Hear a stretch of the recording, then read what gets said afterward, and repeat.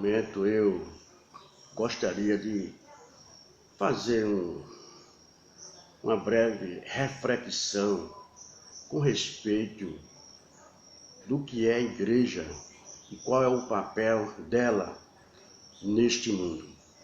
Sabemos que a primeira instituição que foi inaugurada, criada por Deus, foi a família, né?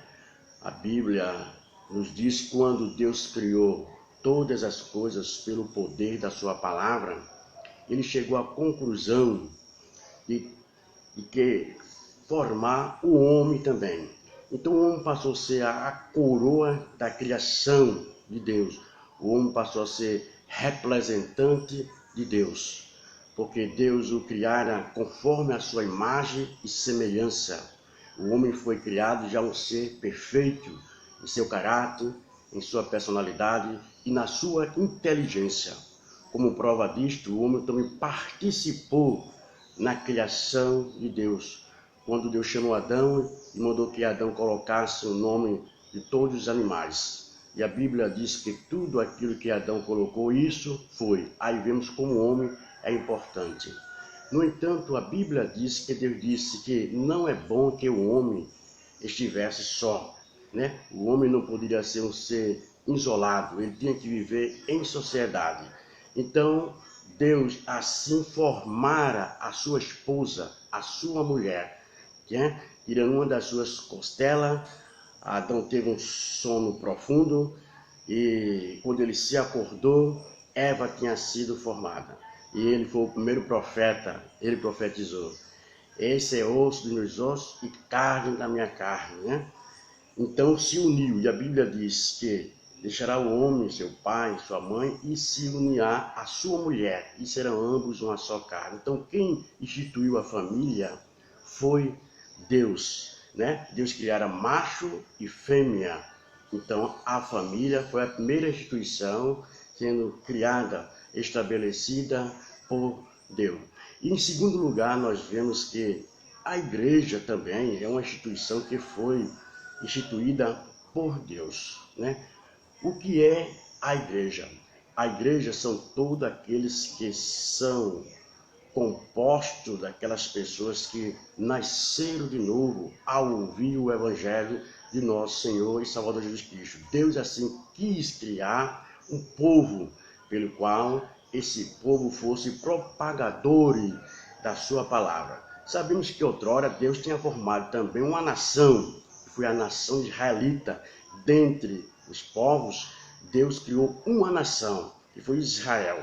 Então Israel tinha a responsabilidade de ser propagadores, né, dos mistérios de Deus, né, dos planos de Deus para outras nações. Foi pelo qual Jesus veio, foi através da nação de Israel, nasceu Jesus, o Salvador. Mas Israel fracassou em seu papel espiritualmente falando. Israel tinha por obrigação, a nação toda, de aceitar Jesus Cristo como Salvador. Foi isso que Jesus disse, que ele veio para os que eram seus, né? Mas os seus não receberam, rejeitaram, mas a todos quanto receberam, deu o poder de se tornarem filhos de Deus. Israel tinha por obrigação de aceitar Jesus Cristo como Salvador e ser propagadores da salvação. Então Israel falhou, então Deus instituiu a igreja. A igreja é composta de judeu e gentil, né? Então em São Mateus capítulo número 16, Jesus achou por bem de fazer uma pesquisa de opinião pública. A Bíblia diz, São Mateus capítulo 16, conversado no versículo 13, né? E chegando Jesus às partes de Cesareia de Filipe, interrogou os seus discípulos, dizendo: quem dizem os homens ser o filho do homem? Se referindo a ele, né? E eles, os apóstolos, disseram: uns dizem que tu és João Batista, outro diz que tu és Elias, outro diz que tu és Jeremias, ou um dos profetas. Disse Jesus a ele: e vós, quem dizeis que eu sou? E Simão Pedro, respondendo, disse: tu és o Cristo, o Filho do Deus vivo. E Jesus respondendo, disse-lhe, bem-aventurado és tu, Simão Bajonas, porque não foi carne e sangue quem tu revelou, mas meu Pai que está no céu.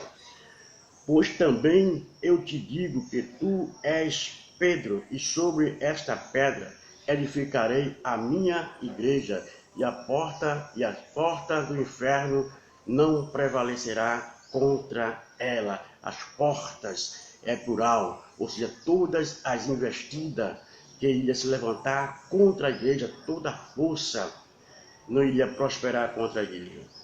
Então Jesus disse, deixou bem claro que pois as portas do inferno não prevalecerá contra ela. Tu és Pedro. Aqui há uma interpretação errônea de vários comentaristas aqui, né? Aqui, a pedra, Jesus, há um trocadilho de palavras quando Jesus disse, tu és Pedro. Quando diz que tu és Pedro, tu és Petro, diz que é fragmento de pedra, pequena pedra. E sobre esta pedra, Jesus se referiu a ele mesmo. A Petra, que significa rocha, algo que é estável, que é firme. Eu edifico a minha igreja. Então a igreja, ela está edificada, ela foi edificada sobre Cristo e sobre os ensinamentos dos apóstolos. Paulo escrevendo isso em 1 Coríntios capítulo 3, versículo 11, 12, ele diz que ninguém pode pôr outro fundamento além do aquele que já foi posto. Cristo Jesus é o fundamento, né? Então cada um veja como edifica o seu edifício. Aqui nós vemos realmente essa expressão, cada um veja como edifica o seu edifício. Pode ser realmente aqui a sua vida espiritual, né? Aonde você está construindo, que base está sendo construída a sua vida, porque a obra de cada um será provada. E pode ser também aquelas igrejas, ou seja, as denominações, hein? Em que fundamento ela está sendo erguida o seu edifício. Jesus Cristo é o fundamento. Então, neste momento, eu quero refletir um pouco com respeito ao que é a igreja e qual é o papel da igreja neste mundo. A Bíblia diz, Paulo escrevendo a 1 Timóteo, capítulo de número 3, versículo 15, diz que a igreja é a coluna da verdade e da firmeza. Ou seja, então cabe à igreja, neste mundo que nós estamos vivendo, desde o dia da sua inauguração, propagar, falar a verdade. O que é a verdade? Pilato, quando Jesus estava sendo interrogado, Pilato perguntou, o que é a verdade? Jesus ficou calado, não respondeu nada, porque a própria pessoa de Jesus era a verdade. E nós vimos isso no seu ministério, quando Jesus afirmou, né? Eu sou o caminho, a verdade e a vida. Ninguém vem ao Pai a não ser por mim. Então, a verdade de Jesus, o ensinamento de Jesus, eles são absolutos, não são relativos. Nós estamos vivendo na época de conhecimentos, né? Sabemos que todos os conhecimentos, eles são relativos, mas com respeito à palavra de Deus, ela não é relativa, ela é absoluta, é para todas as épocas. Então a responsabilidade da igreja é com a verdade. A verdade é a palavra de Deus, é aquilo que está escrito na Bíblia Sagrada, né? Então a responsabilidade é grande com a igreja nesses últimos dias que nós estamos vivendo. Então a minha preocupação realmente dessa reflexão é falar com respeito ao escândalo. Jesus deixou bem claro que era inevitável que viesse o escândalo. Então, a responsabilidade é muito grande, principalmente para aqueles que pregam, que ensinam a palavra de Deus. Nós estamos vivendo um mundo onde a credibilidade quase não está tendo nas pessoas, nas lideranças. Então, o homem de Deus, aquele que faz parte da igreja, que tem a responsabilidade com a verdade, é preciso ter cuidado com os escândalos. Então Jesus disse que era inevitável, né, que viesse o escândalo, mas ai daquele por quem viesse o escândalo. São Lucas capítulo 17, versículo 1, Jesus diz, e disse aos seus discípulos, é impossível que não venham escândalo, mas ai daquele por quem vierem. Melhor lhe fora que lhe pusesse ao pescoço uma mor, né, ou uma pedra, né, e fosse lançada ao mar, do que fazer tropeçar um desses pequenos. Então a palavra escândalo aqui tem um sentido daquilo que traz vergonha, né? Então é grande a responsabilidade, repito, para com aqueles que ensinam a palavra de Deus. Então nós estamos vivendo uma época de escândalo. Jesus diz, é inevitável. Realmente nós vemos escândalo aqueles que estão se apostatando-se da fé, aqueles que conheciam a palavra de Deus. O apóstolo São Paulo já profetizou, né, que nos últimos dias muitos iriam se apostatar da fé, dando ouvido a ensinamento de homens e a doutrina de demônios. Então, aí nós vemos que a responsabilidade de quem prega, de quem ensina, é muito grande, porque o mundo está num caos, né? Ninguém tem mais credibilidades, então a igreja é preciso manter, né, a firmeza da verdade, né? Se preocupasse por falar a verdade e não deixar ser enganado por esses espíritos de apostasia, de heresia que está sendo propagado nos meios de comunicação, né, na escrita também. Mas graças a Deus que Jesus disse que as portas do inferno não iriam prevalecer contra ela, né? Iriam se levantar falsos profetas, falsos ensinos heréticos. Então nós devemos mais do que nunca voltar para a genuinidade da palavra de Deus, né? Procurar realmente interpretar, né, o que a Bíblia interpreta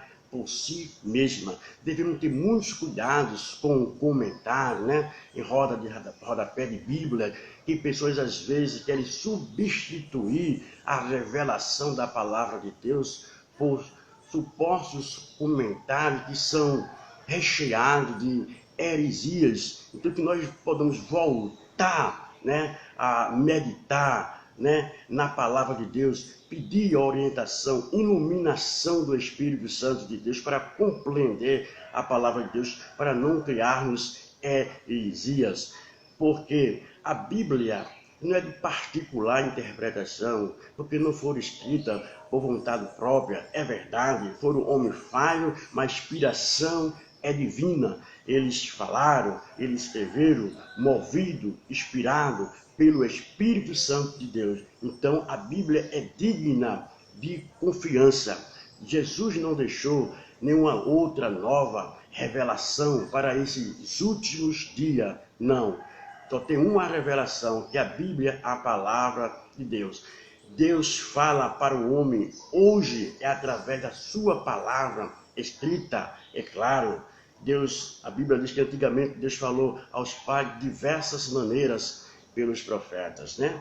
Mas a Bíblia, a palavra de Deus escrita, esta revelação, né, dos últimos dias. Então que nós possamos voltar para o ensino da palavra de Deus, para pregar, né, a genuinidade da palavra de Deus. E para você que talvez foi enganado, né, por doutrinas heréticas, é tempo de você voltar. É aquilo que diz, lembra-te de onde caíste e volta a praticar as primeiras obras. Então volte para o ensino da palavra de Deus, porque estamos nas últimas horas e gosto sempre de dizer, e a arma que é mais poderosa na mão de Satanás é a Bíblia, de maneira distorcida, porque a Bíblia diz que os ministros de Satanás, eles iam se transfigurar, aparecendo como ministro da luz, né?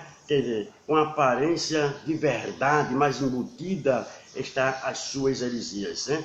E foi realmente a arma que ele usou para destruir aquele casal no jardim do Éden, que foi a mentira, foi a palavra. Jesus fez referência ao diabo, dizendo que ele é pai da mentira, porque nunca se firmou-se na verdade. Quando ele fala a mentira, fala do que é próprio à sua natureza. Então nós vimos ali que a arma que ele usou foi realmente distorcendo uma verdade, né? quando Deus disse que Adão e Eva não comessem daquele fruto proibido ali, ele chegou e fez aquela pergunta: é verdade que vocês podem comer de todo o fruto? Aí a Eva, não, menos do fruto. Veja mesmo, uma verdade embutida ali. Então ele desfez aquilo que Deus tinha dito, que Adão não comesse, dizendo que eles, se comer, seriam semelhantes a Deus. E eles realmente pecaram. Então, esta é a arma que o diabo tem usado, é distorcendo a verdade para querer confundir o mundo.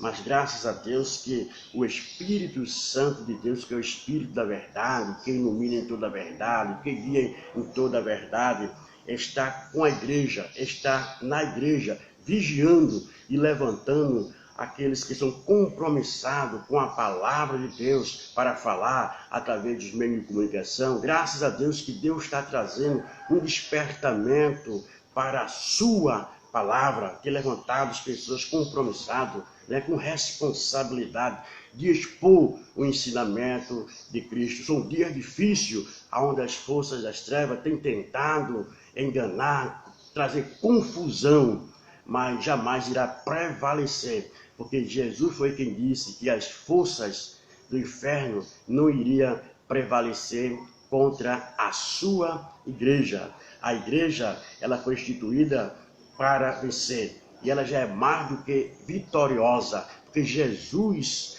foi quem a edificou, Jesus é a base. Por isso que nenhuma força, nenhum argumento filosófico, científico poderá deter a marcha, o crescimento da igreja aqui na terra. Então estamos vivendo nos últimos dias, o Senhor está prestes para